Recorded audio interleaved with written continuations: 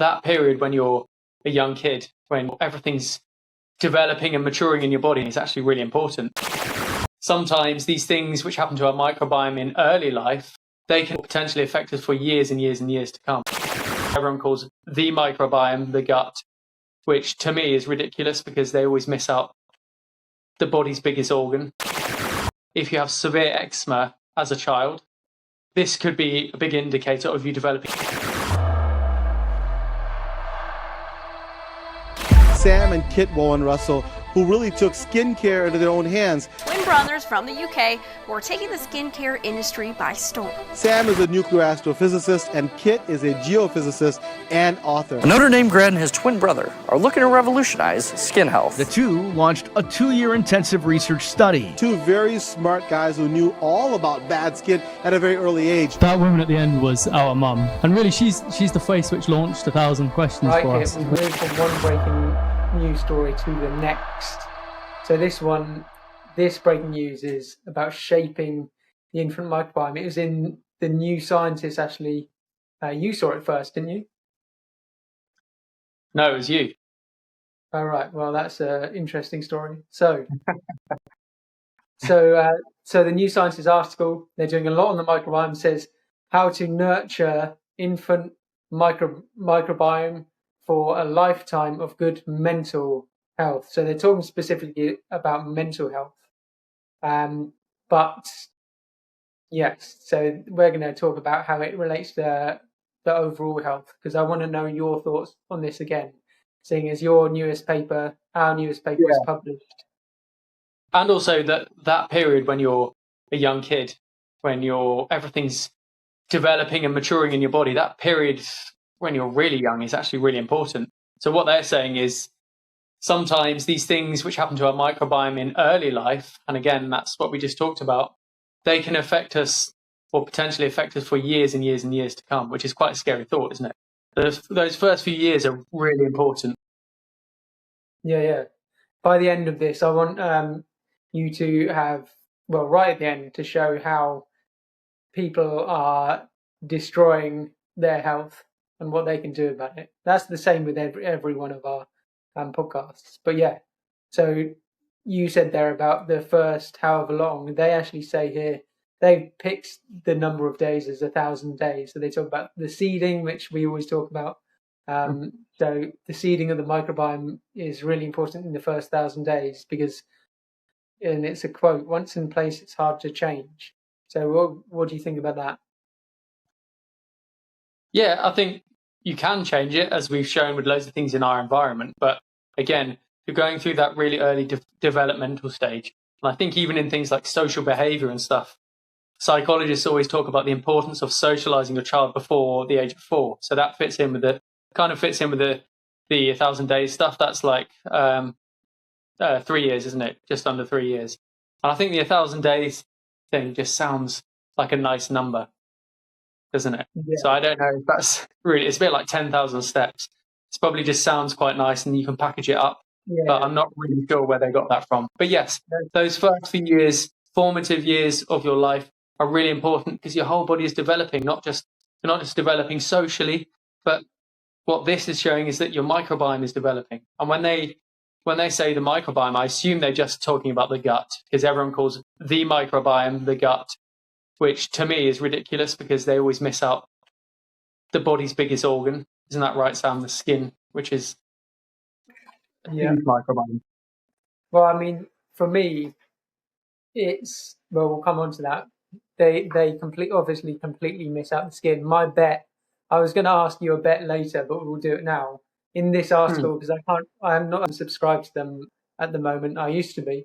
But in this article, I wanted to have a bet about whether they mention the skin microbiome, and it's linked. They're talking about mental health, so it's linked to the brain, so the skin-brain axis. What do you think? How much money would you put on it? How much money would you put on it not being in there? Not being in.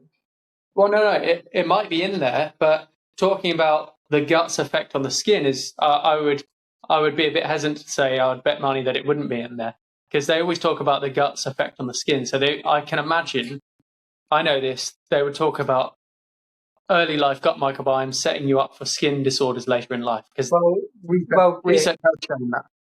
Yeah, but the article is more focused on mental health. So they're talking about how the brain is impacted by the microbiome. Yeah, exactly. But I still think it's much more common that they'll talk about how the gut's impacting the skin, because skin conditions can affect your mental health. And again, I don't know because I haven't read the article. It's behind a paywall. But in terms of talking about the skin microbiome's effect on mental health and the importance of getting that right in your early years, I would bet you £1 million that they don't talk about it. Honestly, right now, £1 million and 2 goats. Yeah, and it's even, I would say, it's even a few years ago I would have bet $1 million, and I still would. Well, a few years ago I would bet $1 billion. Now it's just $1 million.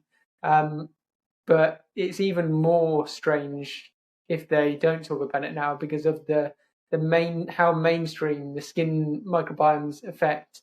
It's nowhere near mainstream, but it's getting much more clout and much more attention, all because of your research that was published in the Washington Post, among many other outlets. So, so there's a quite bad odds that we're going to see it. So, but I don't think it's mainstream yet, though, Sam. I agree with you. It's becoming much more mainstream because of all the work we've been doing. So, for example, that Washington Post article was talking about how the skin can affect your whole body things, and that was our research. That was our peer-reviewed published research, which was based solely around showing that if you get damaged skin, you can get cardiovascular diseases, asthma, food allergies, and even brain diseases as well. So I wouldn't say it's mainstream, but it's becoming a lot more common than it was a couple of years ago. So yeah, they still believe the gut is way more important, don't they? Yeah, but why? So that's good. So I agree. Oh yeah, totally. I mean, we'll finalize that. We'll come on to it. But what I want to talk about now is overall how important it is for the skin microbiome in the early stages, because we just talked about in our last breaking news, we talked about how important introducing peanut to the gut was for allergies when children were young, and when they didn't, they found that not only did children have allergies, but these allergies and diseases persisted. So what I want to know is how important it is for that. Well, come to the skin microbiome in a second, but firstly, the health of the gut microbiome, or the gut, in those early years is linked to, well, damaged health has been linked to a huge amount of diseases, including things like brain diseases, including skin problems, including allergic and immune diseases, and even a recent paper by one of my favorite authors, Maria Dominguez Bello, just said that if you have bad gut health in those years when you're an infant, this can mean in later life you have social and behavioral problems as well. So all of these things, and they also said that taking lots of antibiotics when you're a child in your gut leads to these problems as well. So there's a huge amount of these things which the gut has been linked to, but no one, again, links the skin to the same things. So there's a couple of breadcrumbs around. For example, there was a paper which shows that if you have severe eczema as a child, this could be a big indicator of you developing asthma later on. So there's a few studies going around showing the early life maturation of the skin microbiome and its effect on the whole body. But really, in general, it's mainly the vast majority of it focused on the gut. But as we said, folks featured in the Washington Post, our new research for the first time shows that if you have damaged skin, it can cause things like asthma, food allergies, Parkinson's even, and cardiovascular diseases, just to name a few.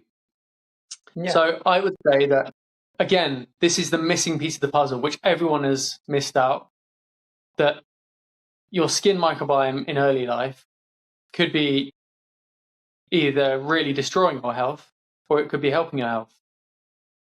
Unknown to many people. Is that right? I agree, but I totally agree. And yeah, like you said, but I'm just looking in general at the microbiome and how important it is, because it's good that you mentioned that about the skin, but how important the microbiome is in those early formative years, because the thing that really gets me is that everyone's obsessed, obviously, quite rightly, with their children and doing the best for them in every area. And so obviously people wouldn't want to be putting chemicals anywhere near their children. So there's always trying to feed them the best things. The early formative years, people with babies probably protect them too much instead of going outside. That's one of the things. That's a really good point. Yeah, I'd forgotten about that.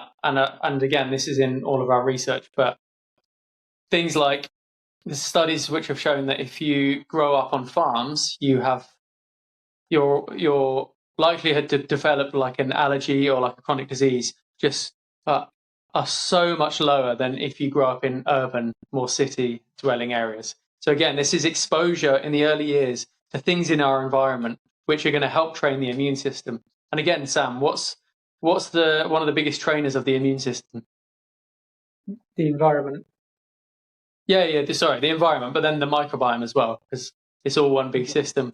So if you get again, your body's developing and training its immune defenses during this time. So if you get a healthy microbiome during this time and you expose it to lots of germs, lots of things in the environment, and also, as we said in the last one, things like peanuts and things which could be allergens, then your body is going to develop a better defense mechanism.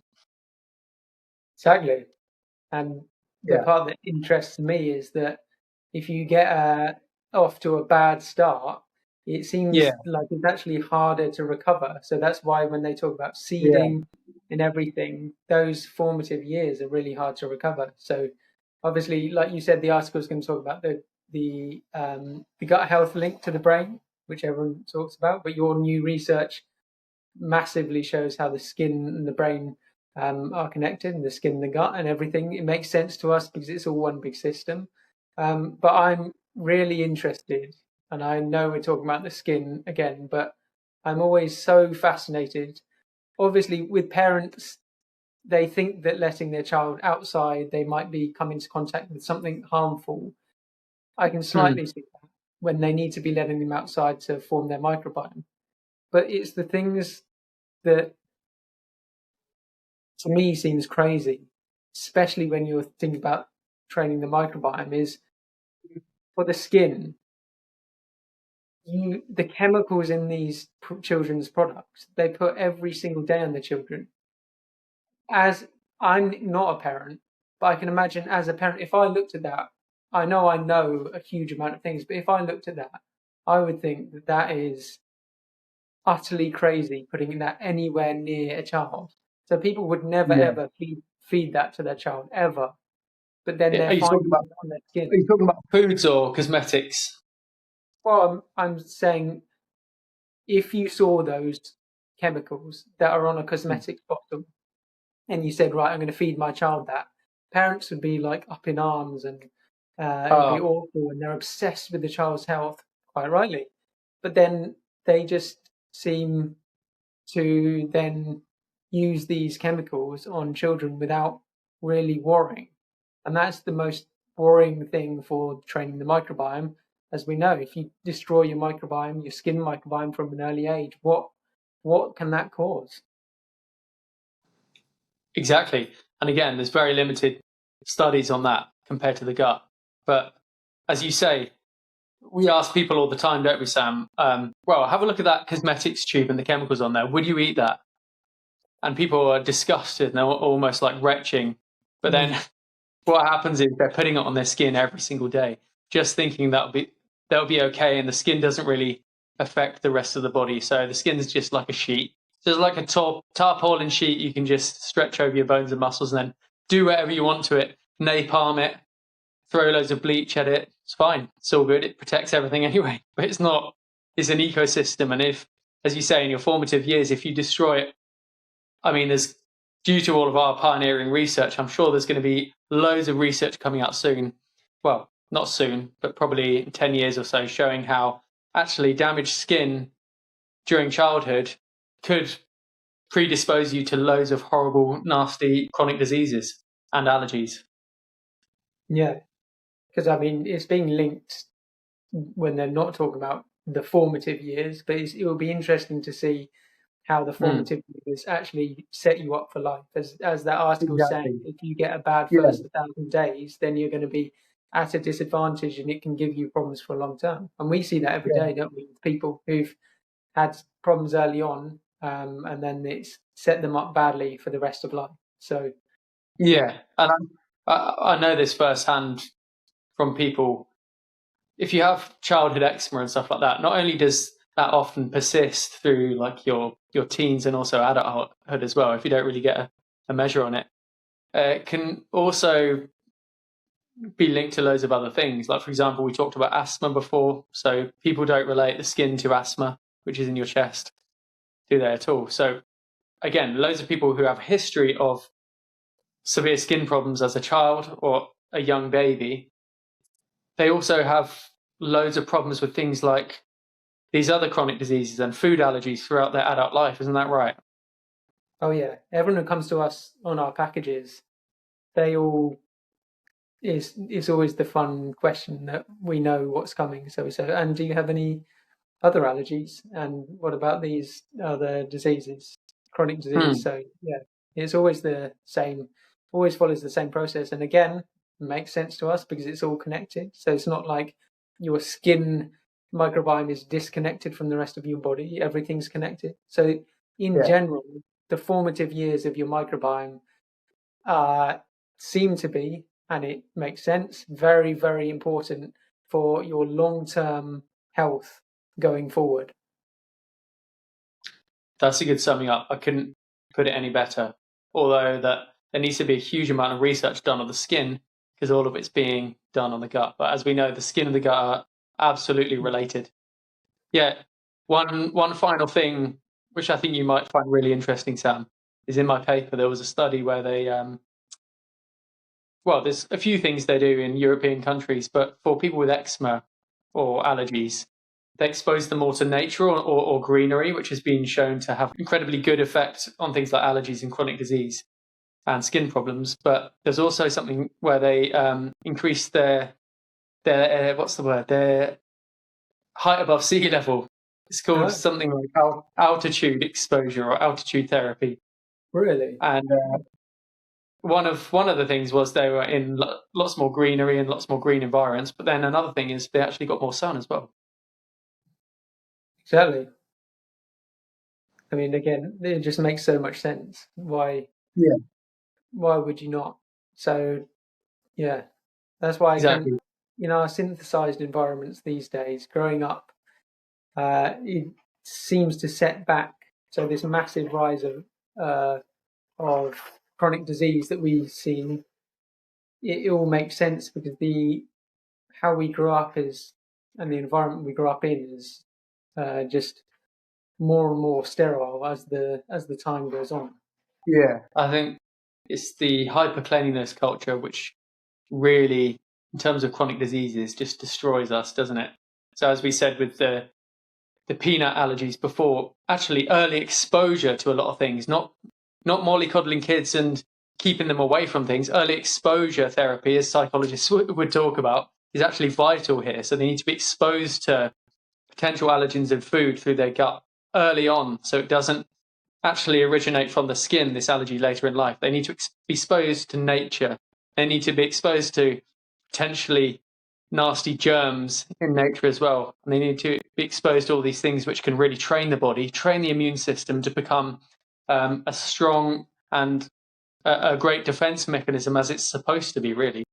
I think that's the thing when parents are protective, it actually works against it. But that's why I was saying it's funny the things that parents don't allow their children to do, yet then they bathe them in chemicals every day. I'm not attacking. It's just an interesting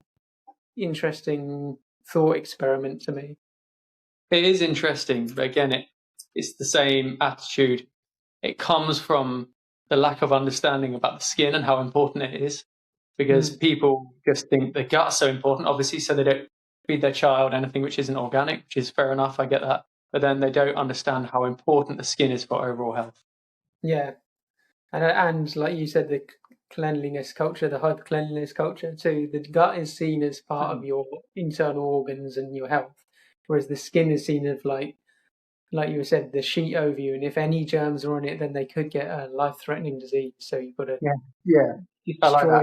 everything. Yeah, I like the parallel also with psychology as well, because I know psychologists talk about exposure therapy. So if you're scared of something, I mean, the best way to deal with it and get over it is to be exposed to it more. And exactly the same is true here of children with things like for their immune system. So I like that link. Yeah.